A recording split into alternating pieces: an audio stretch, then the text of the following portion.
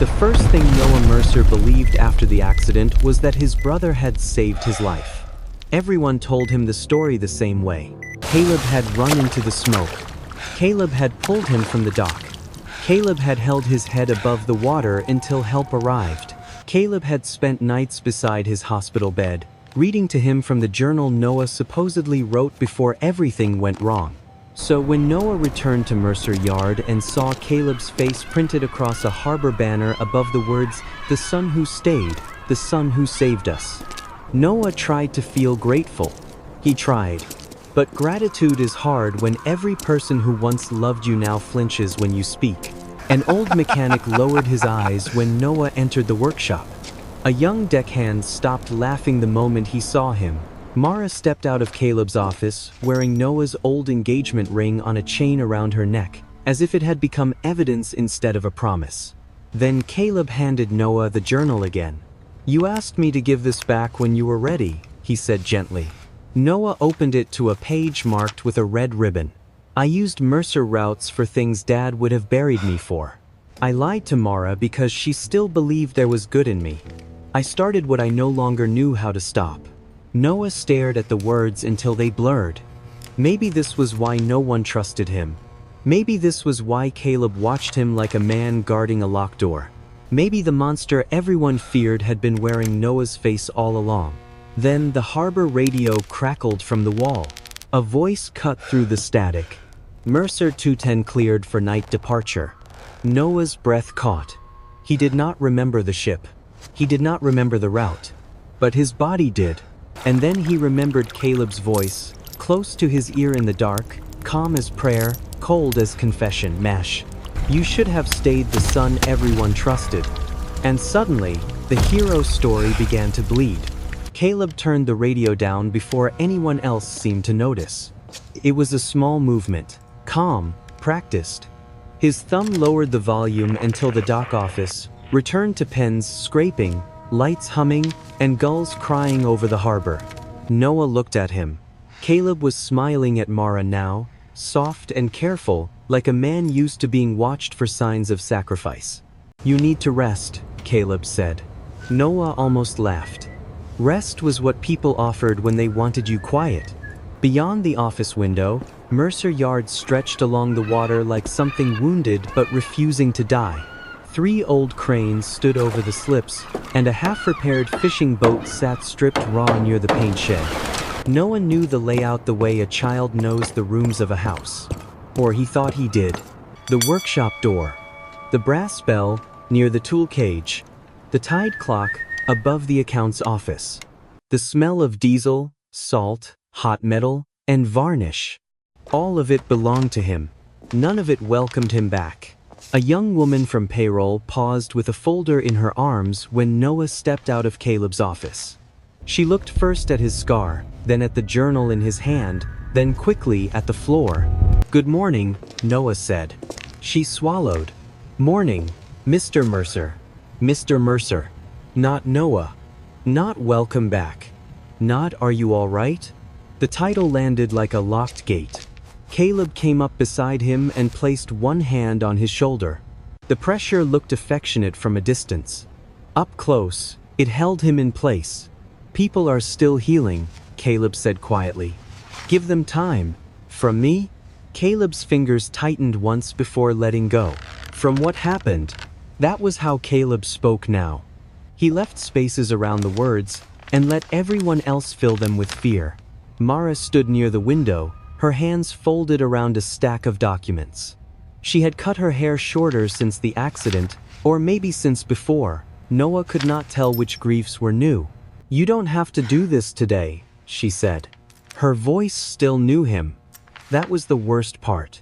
It softened at the edges, then pulled back before it could become tenderness. "Do what?" "Walk through the yard." Caleb answered before she could say more. "The board only needs him to sign the acknowledgement. After that, I'll take him home." Home. Noah looked toward the old shipyard house on the hill above the harbor, white siding, green shutters. His father's porch light still hanging crooked over the steps. He remembered painting those shutters with Caleb one summer. Caleb had been 13, laughing because he had spilled paint down his shoes. Their father made them repaint the whole side together and said a man who blamed his brother for a bad brushstroke would one day blame him for worse. Another memory pressed against that one, colder around the edges. Noah was 16, standing in this same yard while their father placed the old route keys in his palm. Caleb had stood 3 steps away with sawdust on his shirt and a smile that did not reach his eyes. "Your brother reads water like other men read ledgers," their father had said. "When the tide turns ugly, trust Noah." Caleb had laughed then, but too late. Too softly, as if he had learned the exact sound a good brother was supposed to make. The memory vanished before Noah could see what happened after it, but the feeling remained. Caleb had not hated being left behind. He had hated being seen as the one who stayed because no one trusted him to leave. Noah turned to Caleb. "Do you remember Dad saying the thing about the brush stroke?" For half a second, Caleb's face had no expression at all. Then he smiled. "You've been remembering a lot of strange things lately." Mara's eyes moved from Caleb to Noah. There it was. A small thing. Not proof. Just a pause where the old Caleb should have laughed and the new Caleb calculated. Noah filed it away. He followed them down the metal stairs into the yard. The workers did not stop working when he passed. Instead, their movements changed shape. A welder lowered his torch. 2 men near the winch spoke less loudly. Jonah Briggs, the oldest mechanic at Mercer Yard, stepped out from under the hull of a trawler with a grease rag in his hand, saw Noah, and turned back as if he had forgotten a tool. "Jonah?" Noah called. The old man stopped. "Noah," Jonah said. "Just the name. Nothing after it." Caleb's smile thinned politely. "Jonah has been helping us rebuild the South Slip. Busy morning. I only wanted to ask him something." Jonah's eyes flicked toward Caleb. Noah saw it. So did Caleb. "Another time," Caleb said. "We have legal matters waiting." Jonah lowered his gaze. "Another time, boy." Boy. The word struck Noah harder than Mr. Mercer had. Jonah had called him boy when Noah was 10 and dropped a wrench into the harbor, and when Noah argued with his father over whether the old street, Marrow, was worth saving. The street Marrow. Not Saint Marrow. Saint. Noah's hand tightened around the journal. Caleb noticed. Of course he did. "You all right?" Noah forced his fingers loose. "Fine." The lie tasted like rust. They crossed toward the old accounts office. Its door had been repainted since the fire, but the frame still smelled faintly burned. Noah stopped before entering. A sound reached him from the far pier. A chain dragging over wood. Normal, ordinary. But his stomach turned so violently he had to put one hand against the wall. For a moment, the morning disappeared. Dark water under his chin. Smoke above him. A boot scraping near his hand. Caleb's voice somewhere close, not shouting for help. Speaking low, almost tender. "You should have stayed the sun. Everyone trusted." Then daylight snapped back. Mara was beside him. "Noah?" He looked at her hand near his sleeve. She had almost touched him and stopped herself. Caleb stepped between them. "This is exactly why we should not push him," he said. Noah straightened. "I heard a chain." Caleb sighed with patient sorrow. "You hear a lot of things." The words were gentle enough for witnesses. Sharp enough for Noah. Inside the accounts office, the board papers waited on their father's old desk. Caleb had arranged the room like a memory he owned. The framed photo of their father launching the street. Marrow sat beside a vase of white flowers. The tide clock hung over the filing cabinet, still frozen at 2:10. Noah stared at it. "Why hasn't anyone fixed that?" Caleb glanced at the clock. "It stopped during the fire." "No," Noah said before he could stop himself. "It stopped before." Mara looked up. Caleb did not. He only opened the folder on the desk and slid a pen toward Noah. "This is not a confession," he said. "Just an acknowledgement that I can act on your behalf until the court hearing. 48 hours, Noah. That is all. 48 hours to lose his company. 48 hours to become a man whose own signature no longer mattered. Noah looked at the pen, then at the journal, then at the tide clock. His head ached behind his left eye, but beneath the pain was something steadier than memory. A rule. His father's voice, rough from years of salt air. When a man rushes you to sign, read what he is afraid you will find. Noah picked up the pen. Caleb exhaled softly. Mara looked away. Then Noah set the pen down without signing. "I need the restroom," he said. Caleb's eyes hardened so quickly, most people would have missed it. Noah did not. "There's one inside the house," Caleb said. "I remember where it is." That was not true. Not completely. But he remembered something better. The accounts office had 2 doors. One led to the hall. The other led to the storage room where his father used to keep old route ledgers, tide charts, and broken instruments he refused to throw away. Noah walked through the side door before Caleb could stop him. The storage room smelled of dust and rope. Shelves leaned under boxes marked in his father's blocky handwriting. Through the wall, Caleb's voice lowered, speaking to Mara. "He is deteriorating." Noah moved faster. His eyes passed over ledgers, old invoices, rusted compass parts, a cracked barometer, and then the back of the tide clock mounted through the shared wall. Its casing had 4 screws. One was newer than the others. Noah reached for it. A knock sounded on the door behind him. Caleb did not open it yet. He only said, very softly, "Noah, don't make me prove you're still dangerous." Noah's fingers closed around the loose screw. For the first time since the accident, fear did not tell him to stop. It told him where to look. Caleb opened the storage room door before Noah could loosen the screw. He did not shove his way in. He did not raise his voice. Instead, he stood in the doorway with Mara behind him and looked at Noah's hand near the back of the tide clock. "What are you doing?" Caleb asked. Noah let the screw fall into his palm and closed his fingers around it, trying to remember why Dad never fixed broken things until he knew who broke them. Mara looked at the clock. Caleb looked at Noah. A smile touched Caleb's mouth, but not his eyes. "That sounds like him." "No," Noah said. "It sounds like something you learned to say." Footsteps sounded outside, and Caleb changed before Noah could name what he had seen. The wounded brother returned. The patient caretaker, the man the town knew how to love. "Come outside," Caleb said. "People are waiting." Noah stepped past him and slipped the screw into his pocket. The yard had filled while they were inside. A local camera crew stood near the burned stretch of Pier 4. A councilman waited nearby. Workers gathered near the rope line, pretending they were there for a safety briefing instead of a performance. Noah understood then. Caleb had not brought him back to Mercer Yard to help him heal. He had brought him here to show everyone what needed to be controlled. The councilman clapped Caleb on the shoulder. "There he is, the son who stayed." A few workers nodded. Jonah Briggs stood near the winch house, his cap low, his hands shoved deep into his pockets. Caleb lifted one hand for quiet. "We are not here to reopen old wounds," he began. Noah almost smiled at that. Caleb only touched wounds after he had chosen the lighting.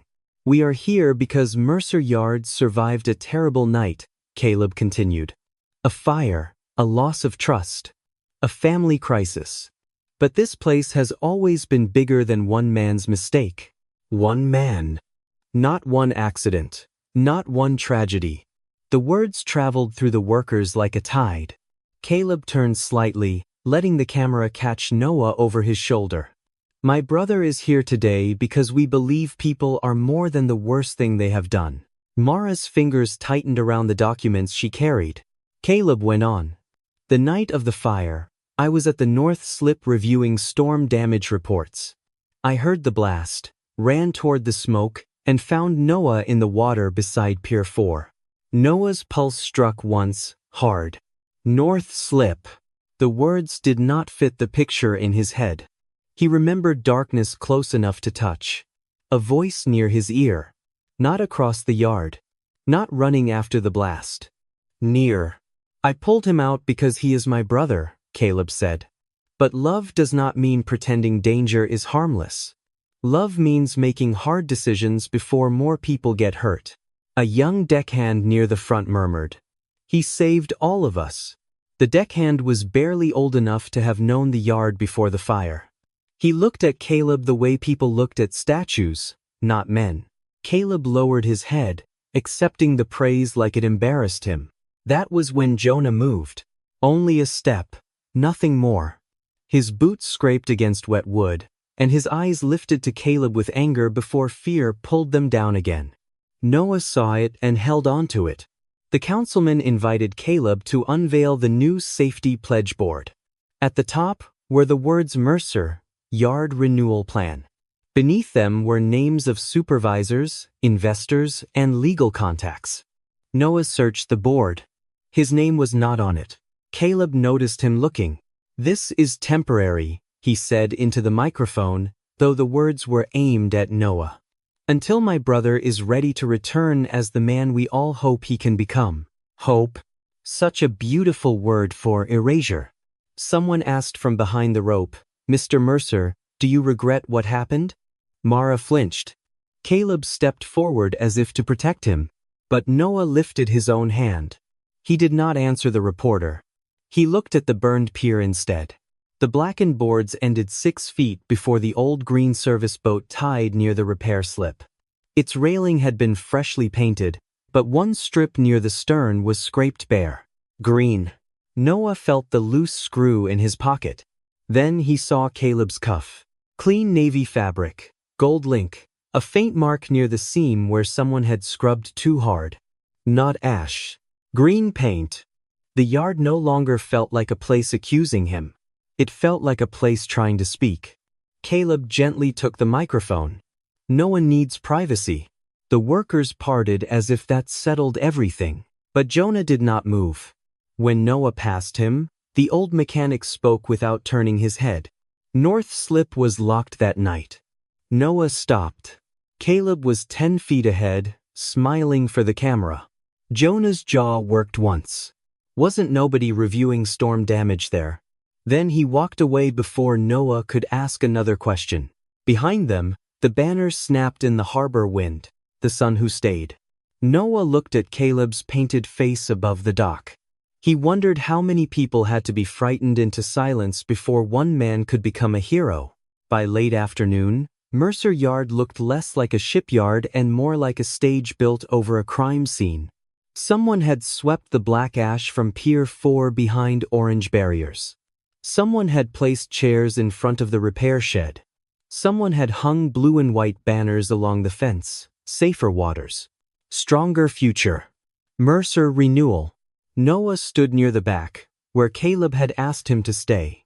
Not ordered, asked. That was Caleb's gift. He could make a command sound like concern. Mara sat in the second row beside Elise Mercer, their cousin and the family attorney. Elise wore a gray suit, a leather folder resting on her knees. She looked composed, but her thumb kept pressing the folder's brass corner until the skin beneath it turned pale. Noah noticed because he had begun watching hands. Caleb's hands performed kindness. Mara's hands protected guilt. Elise's hands looked like they were holding a door closed from the wrong side. At 5 o'clock, Caleb stepped onto the low platform in front of workers, investors, and local officials.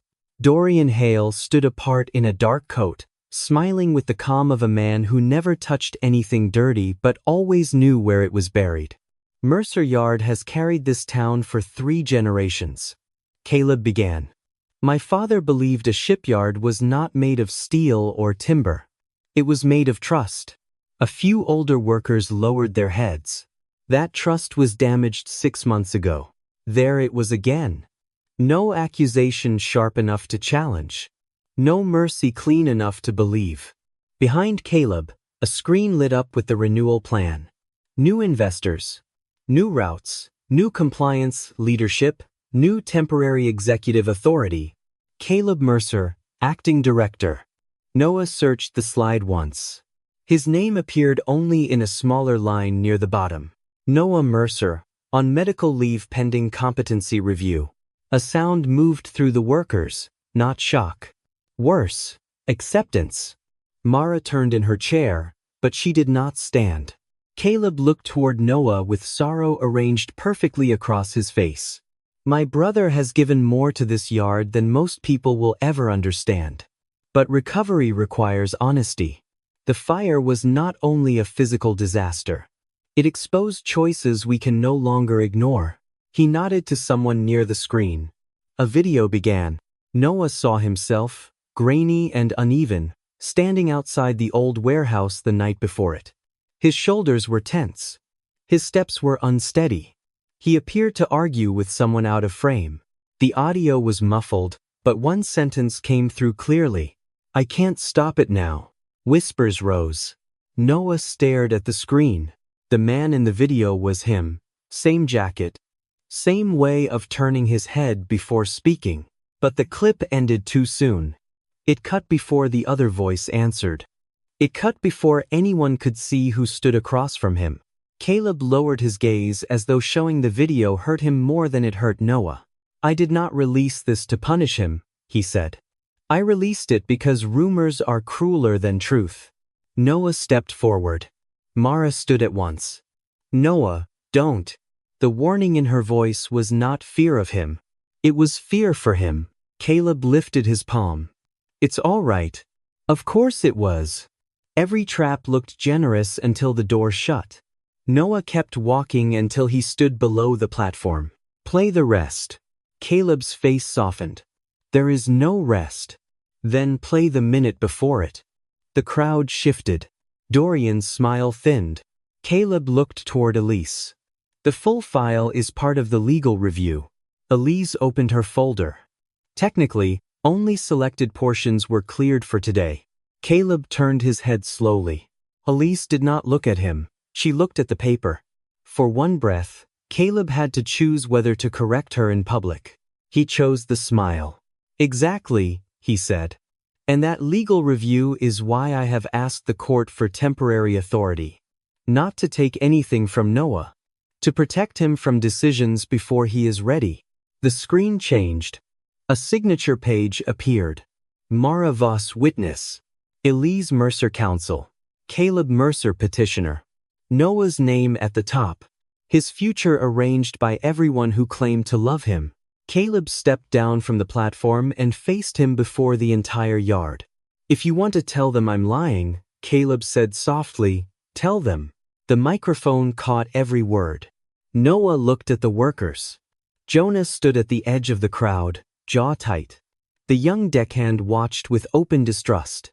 Mara's eyes shone, but she gave him the smallest shake of her head. Not because she wanted him silent. Because she knew silence was the only thing Caleb had not prepared for. Noah looked back at his brother. I don't remember enough to call you a liar. Caleb's expression eased. Then Noah added, but I remember enough to know you're afraid of what comes before that video. The yard tightened. Caleb's hand moved once to his cufflink. But Noah saw the green stain near the seam again. And this time, Mara saw him see it. Caleb leaned closer, still smiling. You're confused, he said. Noah answered quietly. Then why did you cut the part that would have helped me understand? No one moved. The harbor wind tugged at the renewal banners until one corner tore loose from the fence and snapped against the metal post. Caleb looked at the torn banner, then at Noah. For 1 second, his kindness forgot to breathe. After the torn banner was tied down and the investors were led toward Caleb's office, Noah found a place where no camera could turn his face into evidence. The old sail loft sat above the workshop, with windows over the slips. His father had used it to store canvas, rope, brass fittings, and things he claimed were too useful to throw away. Caleb had not staged this room for visitors. Dust still lay thick on the beams. Noah set the leather journal on a work table beneath the window. For a while, he did not open it. A lawyer could accuse him. A doctor could doubt him. A police report could trap him. But the journal was worse. It did not attack from the outside. It spoke in a voice close enough to his own that it could crawl under his skin. Make a man doubt his memory, and he may still fight. Make him doubt his character, and he begins helping you bury him. Noah opened to the ribbon page again. I used Mercer routes for things Dad would have buried me for. The sentence was ugly because it sounded possible. Mercer routes. Quiet departures. Old family trust used as cover. If someone wanted to move something without questions, the Mercer name would open gates. He turned the page. I took the St. Maro out after midnight. There it was. Not a scream. Not a confession. A splinter. He pulled a pencil from a cracked mug and wrote on a loose scrap of paper. St. Maro. Then beneath it, Street Maro. His hand formed the second version without thinking. The period after street was sharp. The M leaned slightly forward. He knew the shape before he knew why. A memory surfaced, thin but clean. His father, on a ladder, repainting the name on the bow while 12-year-old Noah held the paint can below. It is not Saint, his father had said. It is Street, because your grandfather was too cheap to buy more brass letters. Pride makes a man rewrite history. A good ship keeps her scars. Noah gripped the pencil until the wood bit his fingers. That was not something Caleb could guess from handwriting. That was a family habit. A private one, the kind a brother might miss if he had spent his life wanting the story, not the work. The loft door creaked. Noah closed the journal halfway. Mara stood at the top of the stairs, one hand on the railing. She had removed the engagement ring from the chain and held it in her palm. I'm not here to stop you, she said. Then why are you here?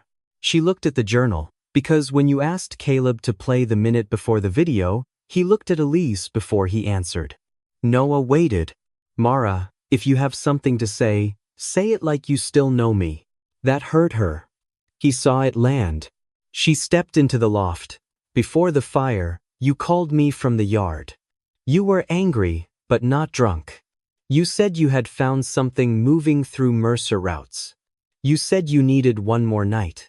Noah's chest tightened. You never told anyone that? I told Caleb. The words came out smaller than she intended. Mara continued before he could answer. He said you were spiraling. He showed me messages. Photos. The journal.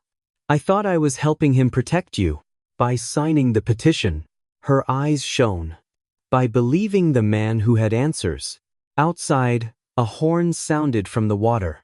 Noah felt his body brace, but this time he stayed in the room. Stayed with the journal. Stayed with the woman who had once known his laugh and now studied his face for danger. He slid the scrap of paper toward her. Read both names. She did. Her brow changed before her mouth did. You never wrote it out, she said. No. Your father hated when people wrote it out. Mara covered her mouth with one hand because she had remembered too late. The stairs groaned again. Jonah Briggs appeared below, not climbing all the way up. Caleb's looking for you, he said. Mara turned. Jonah? The old mechanic shook his head once. Don't say my name too loud in a room with walls this thin. Noah stepped to the stairs. You told me North Slip was locked. Jonah's eyes moved toward the yard below. Forget. I said it. I can't. You can. That's the problem, ain't it? The words were cruel by accident. Jonah's face folded with regret. Noah held up the journal. Did I ever call her St. Maro? Jonah looked at the page from where he stood. No Mercer man ever did. Mara exhaled. Jonah's hand tightened around the railing. That book ain't yours. Noah felt the sudden weight of having one true thing. Then Jonah added, but don't wave it around like it saves you. A forged diary proves a liar. It don't prove what he's lying about. From the yard below, Caleb's voice rose, smooth and near. Noah? Mara took the scrap with the two names and folded it into her sleeve. Jonah backed down one step. Noah closed the journal and tucked it under his arm. The book no longer felt like a mirror. It felt like a weapon someone had dropped too early. Caleb found them in the sail loft with his smile already prepared. Noah had seen that smile 3 times now, once for the board, once for the workers, once for the camera. It was never the same smile, but it always served the same purpose. It made anyone who doubted him feel cruel. "There you are," Caleb said. "I was worried." Mara slid her hand into her coat sleeve, hiding the folded scrap before Caleb could see it. Jonah was already halfway down the stairs. Caleb looked at him. "Did Noah need something from you?" The old mechanic kept walking. "Only asked about the old sailcloth. There's not much use for old things anymore," Caleb said. Jonah stopped on the 3rd step. His shoulders tightened, but he did not turn back. Noah stepped between them. "You said people were waiting." "They are." Caleb's gaze moved to the journal under Noah's arm. "And they're nervous. You walking off with that book doesn't help." "It's mine, isn't it?" Caleb held the smile. "That depends which part of you is asking." Mara looked at him then. Caleb noticed too late. A phone buzzed in his pocket.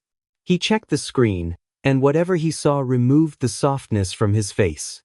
"I need 10 minutes, he said. "Mara, stay with him." He left before either of them answered. Noah waited until Caleb's footsteps disappeared below. Then Mara whispered, "He's lying about the book. He's lying about more than the book. You don't know that yet." "No," Noah said. "But he does." They moved down the back stairs. Mara knew which boards complained under pressure and stepped around them without looking. That told Noah she had spent more time here after the fire than she had admitted. At the bottom, they passed the old root office. Its frosted window had been covered from the inside with brown paper. Noah stopped. The door was locked. Mara reached for the handle anyway. Caleb moved route management to the new building. "Then why cover the window?" Voices came from the other side. Caleb's voice first. "Lower now." "Sharper." "No, Dorian, not tonight. He's watching everything." Dorian's answer came low, but the wall carried enough of it.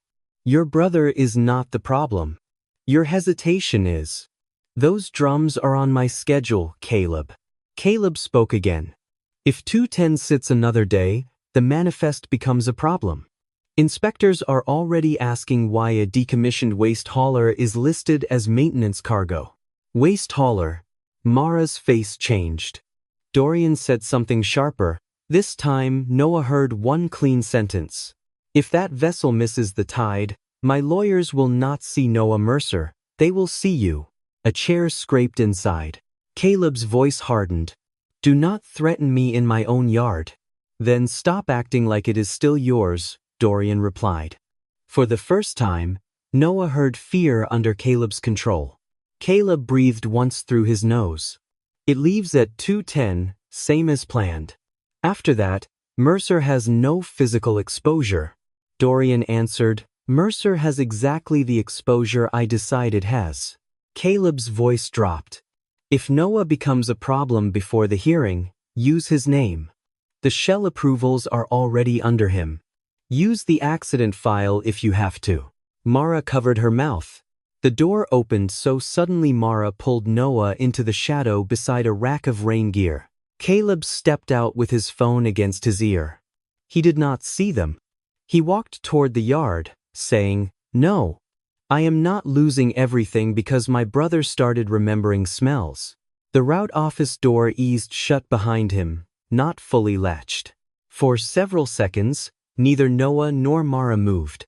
Then, Noah pushed the door open. Inside, the room smelled of toner, dust, and old charts. A desk lamp had been left on. Papers lay stacked beside a locked metal cabinet. On the wall hung a tide map of the outer channel, with a red pencil line drawn far beyond the legal dumping boundary. Mara stared at it. That route was closed. Noah looked at her. "Your father closed it," she said. "Years ago. A spill happened near the oyster beds. He swore no Mercer vessel would run that channel again." Noah touched the red line on the map. A flash broke through. His father at the kitchen table. A newspaper folded under one hand. Caleb, younger, angry, saying they were losing money because Dad cared more about fishermen than contracts. Their father had not raised his voice. That was what made the memory hurt. Contracts can be replaced, he had said. A name cannot. Caleb had looked at Noah then, not at their father. Easy for the chosen son to say nothing. Noah remembered opening his mouth, remembered wanting to make it smaller, kinder, less true.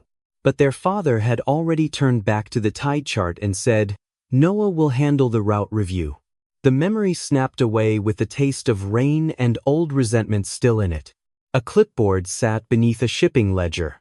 At the top was written, Mercer 210 Auxiliary Maintenance Run. Departure, 2:10. Cargo, sealed industrial drums. Approver. N. Mercer. His stomach turned. Mara reached for the clipboard. Noah caught her wrist before she lifted it. Don't. If it disappears, he'll know. Then what do we do? Noah took the small screw from his pocket and placed it gently on the corner of the clipboard, where the lamp cast a narrow shadow. Mara frowned. What is that? Something that was not supposed to be loose. He photographed the clipboard, the tide map, the red route, and the cabinet labels. His hand shook only once, when he zoomed in on his own printed name. The lie had shape now. Not a feeling. Not a wrong word in a journal. A route, a cargo list, a time. Mara looked toward the hall. If Caleb finds out you saw this, he'll say you broke in. He'll say you planted it. He'll use the competency review. He was already going to. He can still make people believe him. Noah looked at the map again. Ardian Sherfen, a ship carrying sealed industrial drums through a route his father had forbidden. A clipboard with Noah's name already waiting to become a noose. He doesn't need people to believe him forever, Noah said. Only until that boat leaves. Mara swallowed. Then we have until 2:10. From the wall radio, static clicked once. A harbor dispatcher's voice came through, faint but clear. 2:10 crew confirmed. Night departure remains active. Noah closed the route office door exactly as they had found it. The clock was no longer counting down only his freedom. It was counting down the truth. Mara wanted to take the photographs straight to Elise. Noah stopped her before they reached the main yard. Not yet. She is the lawyer, Mara whispered. If anyone can stop the hearing, if we hand her half the truth, Caleb will make her part of the lie. Mara looked toward the new office building, where Caleb's windows glowed over the dock. You think he's already using her? I think he uses people before they know they've been chosen. Rain began just after sunset. Workers pulled tarps over open hulls. Forklifts moved under floodlamps. The yard changed at night. Noah stood beneath the accounts office overhang and watched a crew roll 3 sealed drums toward the far warehouse. Each drum was wrapped in gray plastic and marked as marine repair solvent. No smell came from them. That was what bothered him. Real solvent always announced itself. His father had once said honest cargo had an honest smell. Fish smelled like fish. Diesel smelled like diesel. Dangerous cargo often arrived clean, sealed, scrubbed, and silent. Mara followed his gaze. Those aren't for repairs. No. How do you know? Because they're trying too hard not to be noticed. The accounts office was empty when they slipped back inside. Caleb had moved the public documents out after the presentation, but their father's old desk remained, along with the tide clock frozen above the filing cabinet. Noah climbed onto a chair. Mara locked the door. You said your father used to hide things in broken instruments, she said. He said thieves look in safes because safes flatter them. The back of the tide clock came loose with the screw already missing. Noah removed the other 3 and lifted the casing away from the wall. At first, there was nothing. Then, his fingers brushed canvas tape inside the wooden rim. A narrow oilskin envelope slid free. The envelope was not old enough to belong to his father. The tape was modern. The fold was clean. Someone had hidden it recently. Someone with Noah's habits. He opened it on the desk. Inside was a torn route card, a carbon copy of a cargo manifest, and a photograph printed on thin paper. The photograph showed the green service boat near the outer channel at night. A man stood on the stern beside sealed drums. The face was blurred by rain and distance, but the cufflink caught the flash. Gold. Caleb's. He looked at the route card. Mercer 2 to 10. Outer channel transfer. Hale Environmental Remediation. Supervisor, C. Mercer.co and contingency approval, N. Mercer. Below that was a signature. His signature. Not close. Exact. Noah sat down slowly. Mara reached for the paper, then stopped herself. Could he have copied it? He did more than copy it. On the carbon manifest, 3 approval dates were circled in pencil. The first was 2 days before the fire. The second was the night of the fire. The third was 4 days after. 4 days after, when Noah had still been unconscious and unable to hold a spoon, much less approve cargo. He used your name after the accident, Mara whispered. Noah kept staring at the date. The anger did not arrive hot. It arrived cold enough to steady his hands. He didn't just frame what happened before the fire, he said. He built paperwork for after it. Mara backed toward the desk. I signed medical access. Caleb said the court needed confirmation that I believed he should handle your recovery. Noah looked up. What exactly did you sign? I don't know, I thought. What did the page say?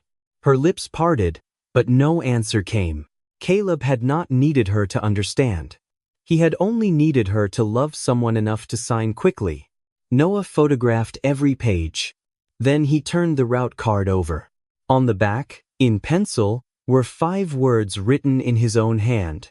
Not me. Check the tide. Mara touched the edge of the card. You wrote that. Noah closed his eyes. Rain on the windows. The tide clock ticking above him. His own hands shaking as he folded the papers because he had heard someone outside the door. He remembered thinking not that he might die, but that he might be made unbelievable. The memory broke before he saw who came in.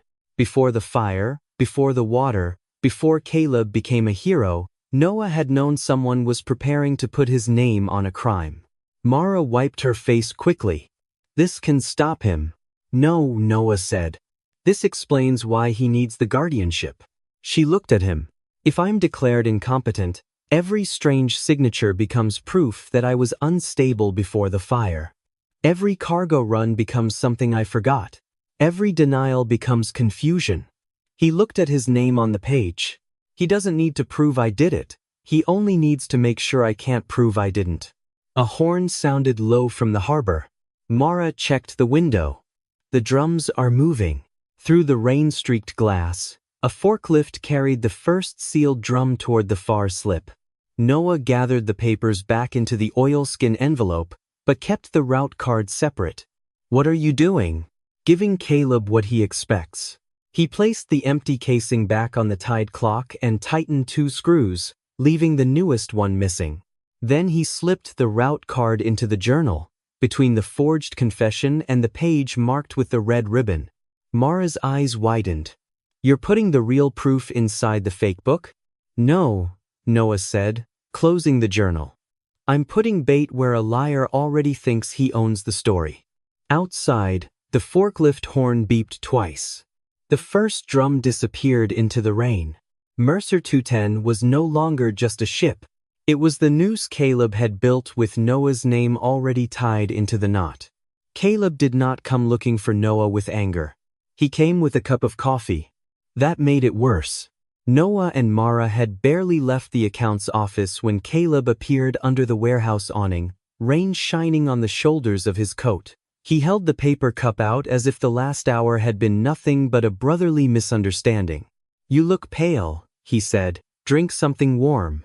Noah looked at the cup. Caleb smiled. Still checking everything I give you. Mara stepped half a pace back. That small movement told Caleb more than she meant it to. His eyes moved from Noah to Mara, then to the journal tucked beneath Noah's arm. You two have been busy. Noah did not answer. Caleb sighed. not with impatience, but with disappointment carefully shaped for anyone watching from the yard. This is exactly what I was afraid of. Two security men crossed from the repair shed. They did not run. They did not touch Noah. They only stopped close enough to make it clear someone had been told to stand between him and the docks. Noah looked past them toward the far slip. Through the rain, lights burned around Mercer 210. How long have you had them following me? Noah asked. Since you walked away from the board papers and started taking things apart. The tide clock? Caleb's mouth tightened. Only slightly. Then he recovered. You mean Dad's clock? Noah, you were found under it after the fire with blood on your hands and no memory of how you got there. Maybe stop turning every broken thing into a message. Mara looked at Noah. Caleb had said it too smoothly. Found under it. No one had told Noah that before. Noah kept his voice even. I thought you pulled me from the water. Caleb's eyes held his. I did. Then how was I found under the clock? For the first time, Caleb did not answer quickly. A forklift beeped in the distance. Rain struck the tin awning in hard silver lines. Caleb turned to the security men. Give us a minute. They stepped back, but not far. Caleb moved closer. His voice dropped. You are not clever because you found a loose screw. Noah felt Mara stiffen beside him. There it was. Caleb knew. You are sick, Caleb continued. You are frightened, and you are grabbing at pieces because the whole picture is too ugly for you to face. The picture you gave me? The picture you wrote. Caleb reached for the journal. Noah let him take it. Mara's eyes flashed toward him, alarmed. Noah did not move. Caleb opened the book with the familiarity of a man who had handled it too many times. His thumb went straight to the red ribbon, then he stopped. For a fraction of a second, his gaze dropped deeper into the pages. Noah saw it. He had found the route card. Caleb closed the journal slowly. What did you put in here? He asked. Noah tilted his head. Isn't it my journal? The mask slipped just enough to show the teeth beneath. Then Caleb turned and raised his voice. Elise. Elise appeared near the office steps, folder pressed against her chest. Caleb walked toward her with the journal in his hand. I need you to document this. Noah has been tampering with evidence connected to the fire. Mara stepped forward. Caleb. Do not, he said. One word. No softness. Mara stopped. Workers nearby began to look over. Caleb opened the journal and lifted it for them to see, but not close enough for anyone to read. This book was part of Noah's recovery file. He has removed pages, inserted documents, and attempted to create confusion around materials already submitted for legal review. Noah felt the trap close. If he protested, Caleb would call it agitation.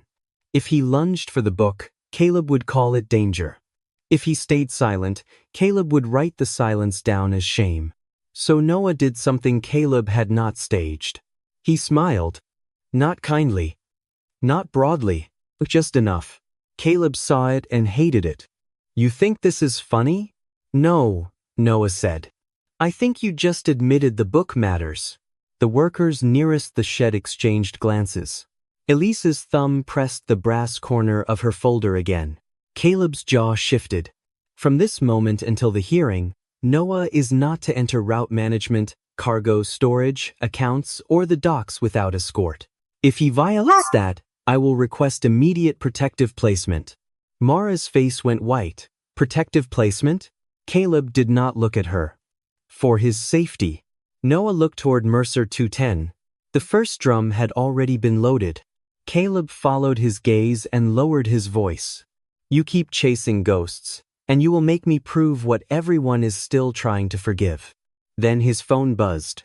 He checked it, and a message preview lit the screen just long enough for Noah to see one line. Hale, if he gets near 210, use the accident file.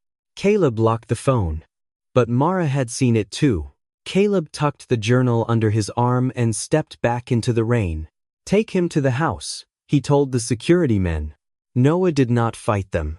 He only looked at Mara once before they moved in. Not pleading, counting on her to remember. Behind Caleb, Mercer 210's deck, lights burned brighter through the rain. The ship was being loaded. The lie was being armed. And now Caleb had the bait in his hands. The security men did not touch Noah until they reached the porch of the shipyard house. Then one of them stepped in front of the door. Mr. Caleb said you should wait inside. Noah looked at the man's badge. New hire. Too young to know what the house had been before Caleb turned it into a holding room. He opened the door himself and went in. The house smelled of lemon polish and raincoats. Caleb had cleaned away grief here too. Family photographs were gone from the hallway. The old fishing trophies had been taken down. Even their father's boots were missing from the mudroom. A man without memory needed witnesses. So Caleb had removed the objects that could testify. From the front window, Noah saw Mara crossing the yard. She was not moving toward Caleb's office. She was moving toward Elise. Mara caught her near the covered walkway between accounts and legal. Elise tried to pass until Mara grabbed her wrist. He said Noah was found under the clock, Mara said. Elise froze. Noah could not hear every word through the glass, but he could read panic when it entered a body. Elise pulled Mara into the old billing alcove, away from the warehouse camera. Good. She had chosen the blind spot. Mara took the folded scrap from her sleeve and showed her the two names. St. Marrow. Street Marrow. Elise did not react like someone surprised by a spelling mistake. She reacted like someone seeing a key fit a lock she had been afraid to open. Mara spoke fast now. He knew about the loose screw. He saw the route card in the journal. And Hale texted him, if Noah gets near 210, use the accident file. Elise closed her eyes. What accident file? Mara asked. The one Caleb would not let me enter into the petition. Mara stepped back. You knew? I knew there was a file he kept calling incomplete. Elise's voice shook once, then hardened. I left a condition in the guardianship draft. Temporary authority pauses if the petitioner withheld material evidence tied to the incident. You left Noah a door. I left myself one, Elise said. I was not brave enough to call it his. Inside the house, Noah went to his father's old desk. The drawers were empty. Caleb had been thorough, but Caleb had never been patient with things he thought were beneath him. Noah crouched and ran his fingers under the desk lip. There, a shallow groove cut into the wood. His father had hidden spare keys there for 30 years, not because it was clever, but because everyone clever checked the drawers. No key remained, only a narrow strip of paper taped under the groove. Noah peeled it loose. It was brittle, stained, and written in his father's hand. If trust ever becomes theater, check who controls the lights. Noah let out a breath that was almost a laugh. Not evidence. Better. A reminder of how his father thought. Through the window, Mara and Elise were still arguing. Elise kept shaking her head. Mara kept pointing toward the docks. Then, Mara said something that made Elise stop. Use the accident file. Elise looked toward Caleb's office, then toward Mercer 210, then toward the house where Noah was being watched. Decision changed a person's posture. Noah had forgotten many things, but not that. Elise straightened. She removed the brass-cornered folder from under her coat, took out 3 pages, and handed them to Mara. 5 minutes later, the front door opened. The guard outside said, "He is not supposed to have visitors." Elise lifted her folder. "I am counsel of record. If you want to obstruct legal access to my client, give me your full name." The guard stepped aside. Mara placed the pages on the desk. Noah read the first one. Emergency responder note, 2:18 a.m., subject found near account's wall before secondary collapse. Not pulled from water. Not first located at Pier 4. Near account's wall, under the tide clock. Elise pointed to the second page. Caleb's statement says he heard the blast from North Slip and found you in the water. Mara placed her finger on the third. Radio transcript excerpt. 1:57 a.m. C. Mercer, hold 210 until I confirm he has the card. Noah felt the house tilt around that sentence. Not from pain. From recognition. He has the card. The route card. The one Noah had hidden in the clock before the fire. Caleb had not stumbled into the accident. He had been hunting what Noah had hidden. Elise's voice was low. If we get the full accident file before 210 leaves, Caleb's petition collapses. Mara looked at Noah. And if we don't? If we don't, Caleb sails away with the only record that proves he knew before the explosion. The ship horn sounded once. This time Noah did not flinch. He picked up his father's strip of paper and folded it into his palm. Then we stop waiting for him to make a mistake, he said. We make him protect the one he already made. Caleb chose the cargo shed for the final conversation because it was the largest room in Mercer Yard without windows facing the town. That told Noah enough.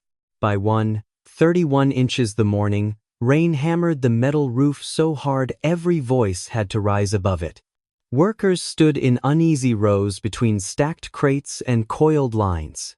Dorian Hale waited near the side door with two men Noah did not recognize. Elise stood beside Mara at the front, holding the brass-cornered folder against her chest. Beyond the open loading bay, Mercer 210 sat under floodlights. 3 drums were already on deck. A 4th waited on the forklift. Caleb walked in with the journal under one arm and the calm expression of a man arriving to settle a family matter. I did not want this, he said. Noah stood near the center of the shed, with a security guard behind him and half the yard watching. Caleb looked at the workers first. That was always where he began. With witnesses he could shape. My brother has suffered more than anyone should, Caleb said. But tonight he broke into restricted offices, removed company documents, interfered with cargo records, and attempted to insert false material into his recovery journal. A few faces turned toward Noah. Caleb opened the journal and lifted the route card Noah had hidden inside. This is what confusion looks like when it becomes dangerous. Elise stepped forward. That card is material evidence. Caleb's eyes hardened. It is a document found in the possession of a man under competency review. Not found, Noah said. Recovered. Caleb turned to him with sorrow ready. Noah, please. No, Noah said. Say it properly this time. The shed quieted, not into silence, but into attention. Caleb closed the journal. You want the truth? Fine. The truth is that before the fire, you were involved in unauthorized routes.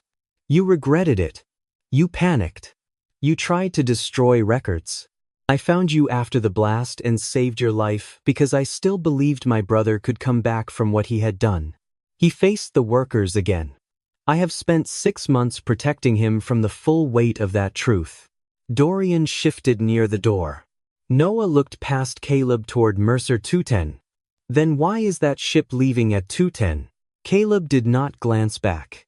Maintenance transfer. What kind of maintenance cargo needs sealed industrial drums and a closed outer channel? The workers began to murmur.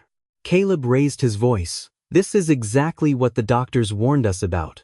Fragments. Associations. Paranoia dressed up as investigation.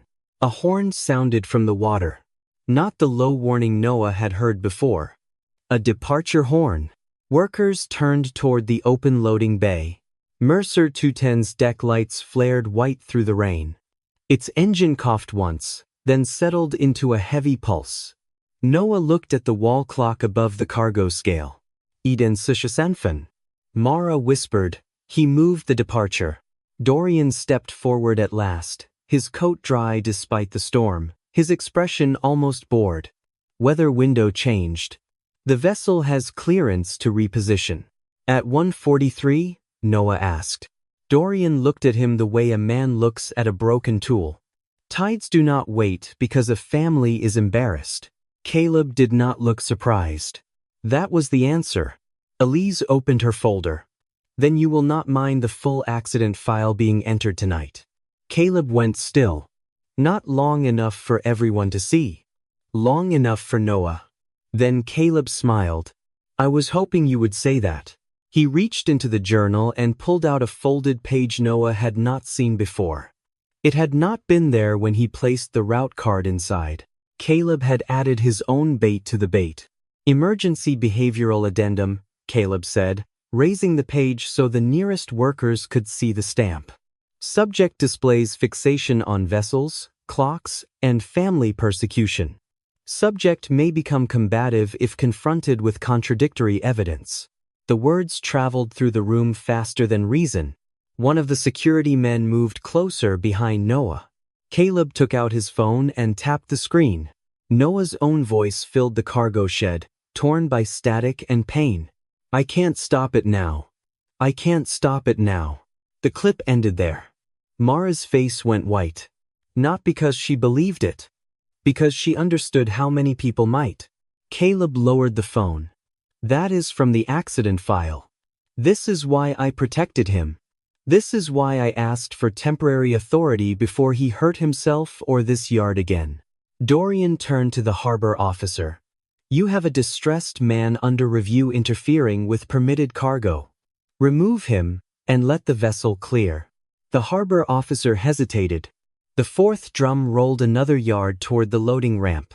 For a terrible second, Caleb almost won by making the room tired enough to want him to be right. Then, Mara stepped in front of Noah. Play the rest, she said. Caleb's eyes cut to her. She did not move.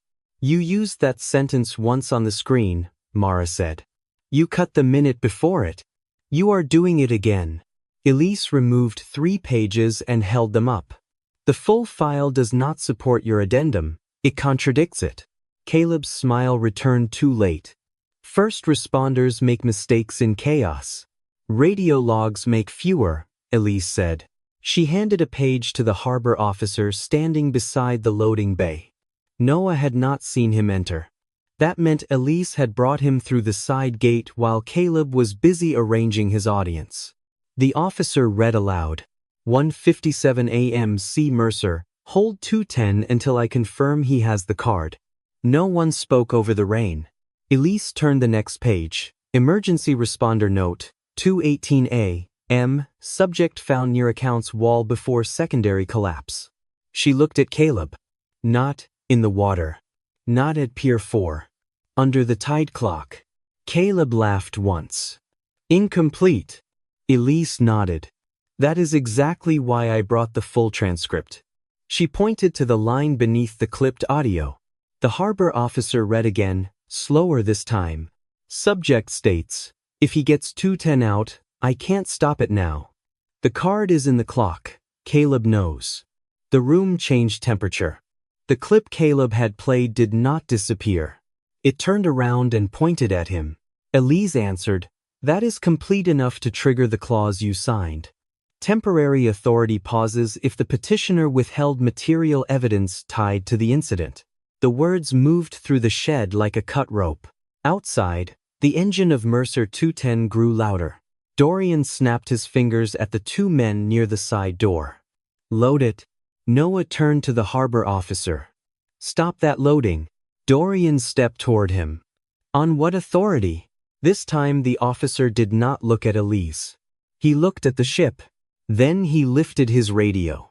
Hold Mercer 210. Suspend departure. Secure cargo pending inspection. Dorian's calm fractured for the first time. You do that without a warrant, and this town will spend 10 years paying my attorneys. Jonah Briggs moved from the edge of the crowd and stood in front of the loading ramp. Then bill me first, he said. 2 other workers joined him. Then 3 more. The 4th drum stopped moving. Mara stepped forward with the folded scrap from her sleeve. And this is why the journal is false. Caleb looked at her then, really looked, as if seeing a tool turn in someone else's hand. Mara unfolded the paper. Noah never wrote St. Marrow. His father never allowed it. The real name was Street Marrow. Everyone close to this family knows that. Whoever wrote that confession copied his hand, but not his life. Caleb's jaw clenched. Mara, you are emotional. I was, she said. That is how you used me. Noah placed the manifest copy on a crate. 3 approvals under my name, he said.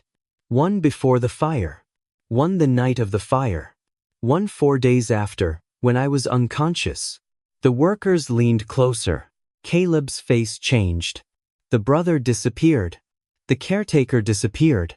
What remained was the boy their father had once warned about. Grown into a man who knew how to speak in polished rooms. You think this saves you? Caleb said. A forged page here, a confused memory there?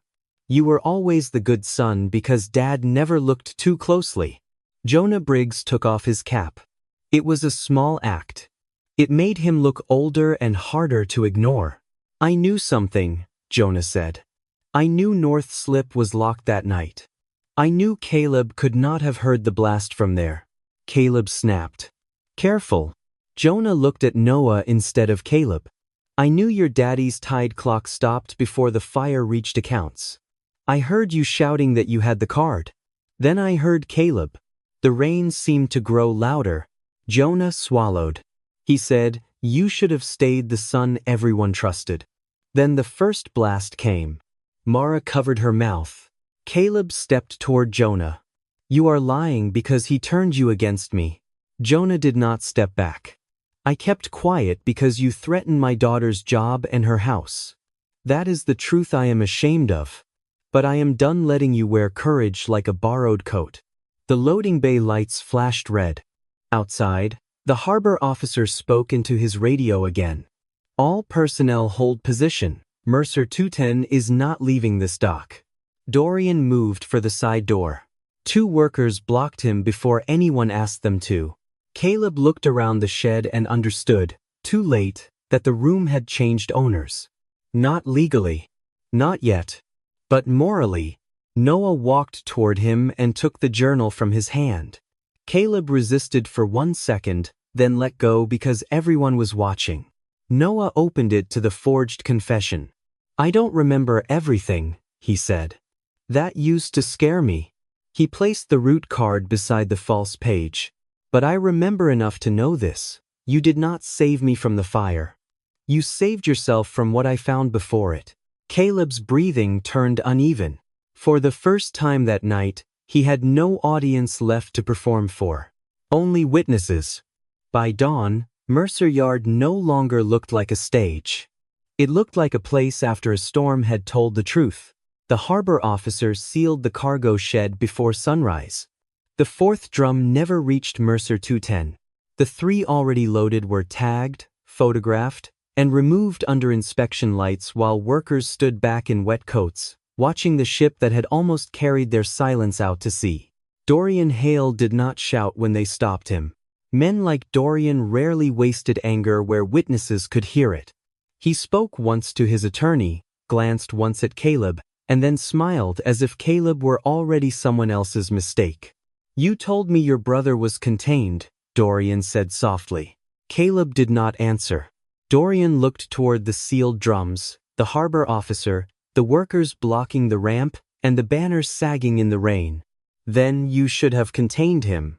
He left the yard with the careful pace of someone already deciding which servant to sacrifice. Caleb watched him go. That was when Noah saw the first honest thing on his brother's face. Not guilt. Fear. The police did not drag Caleb away in a dramatic scene. They asked him to surrender his phone. They asked him to remain available. They told him the cargo, the manifests, the radio logs, and the accident file were now part of a formal investigation. Caleb tried one final version of himself. He looked at Noah, tired and wounded, and said, You know I did all of this because Dad left me nothing but your shadow. Noah had imagined that sentence would hurt more. It did not. Dad left you the same yard, Noah said. You chose to turn it into a hiding place. Caleb looked toward the dock as if the yard might still choose him if he waited long enough. But no one moved to stand beside him. Caleb's mouth opened, but no story came out clean enough to wear. By 7, the workers began taking down the banners. Caleb was still on the office steps when the son who stayed came loose first. A young deckhand cut the rope and held the banner awkwardly, embarrassed by how recently he had believed it. For a moment, the painted version of Caleb folded over itself in the wet wind, the heroic face bending at the eyes, then at the mouth. The deckhand looked from the banner to Noah. "I'm sorry," he said, barely loud enough to carry. Noah did not make him apologize. There were too many people in the yard who had been afraid, fooled, threatened, or tired. Justice could name what happened without demanding every frightened person bleed in public for it. Jonah found Noah near the tide clock. The old mechanic had his cap in his hands again. "I should have spoken sooner." "Yes," Noah said. Jonah accepted the word like a deserved bruise. Then Noah added, "But you spoke before the boat left." The old man's eyes reddened. He nodded once and went back to the docks, where 2 workers were unbolting the temporary locks Caleb had installed. Mara came last. She waited near the account's office door until Noah turned. "I signed papers I did not read," she said. "I believed answers because they hurt less than questions." "That is not nothing." "No," Noah said. "It isn't." Her face tightened, but she did not defend herself. That mattered more than tears would have. "I can give a statement," she said. "All of it. The call before the fire. The messages Caleb showed me. The petition. Elise will need that." Mara looked down at the ring in her palm. The chain was gone now. "I wore it like proof that you broke something," she said. "I think I was afraid if I called it a promise, I would have to admit I abandoned it." Noah looked at the ring. It had once meant a future. Then it had become evidence. Now it was only a small circle of metal too tired to carry either meaning. "Keep it until your statement is done," he said. Mara nodded. She understood he was not giving her back the past. He was only refusing to let Caleb decide what the past had been. Elise filed an emergency motion before noon. Caleb's temporary authority was suspended pending review. Mercer Yard's accounts were frozen, not as punishment, but as protection. Every route connected to Hale Environmental Remediation was pulled for inspection. None of it fixed the dock. None of it brought back 6 months of Noah's memory. But by afternoon, his name had been removed from the active cargo approvals, and that was enough for one day. Noah spent the evening in his father's office. The tide clock lay open on the desk. The oilskin envelope was sealed in an evidence bag now, but the empty space inside the clock remained. He touched the wooden rim, feeling the groove where the truth had waded through fire, rain, and fear. Beside it sat the leather journal. Caleb's journal. Noah opened to the marked page. "I used Mercer routes for things Dad would have buried me for. I lied to Mara because she still believed there was good in me. I started what I no longer knew how to stop." The handwriting still looked like his if he let his eyes go unfocused. That was the cruel genius of it. Caleb had written close enough to the truth's doorway that Noah had almost walked inside and locked it behind himself. A young deckhand knocked on the open door. "The first inspection boat is ready," he said. "They asked if you wanted to see it off." Noah looked at the boy who had called Caleb the son who saved them. The boy could barely meet his eyes. "What's your name?" Noah asked. "Eli?" "Then say mine." The boy blinked. "Sir?" "Not sir." A flush rose in his face. "Noah." The name did not repair everything, but it landed where the lies had been. Noah picked up a pen and turned to the last page of the journal. The final line Caleb had written waited there, neat and poisonous. "I ruined this family." Noah drew one line beneath it. Not through it. Beneath it. Then he wrote in his own hand, "I came back." He closed the journal and placed it in the bottom drawer of his father's desk, not hidden, not destroyed, not forgiven. Kept.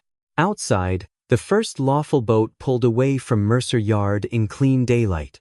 Noah stepped onto the porch as the tide began to turn. Behind him, the clock on the wall remained stopped at 2:10. For now, in his pocket, he carried the missing screw.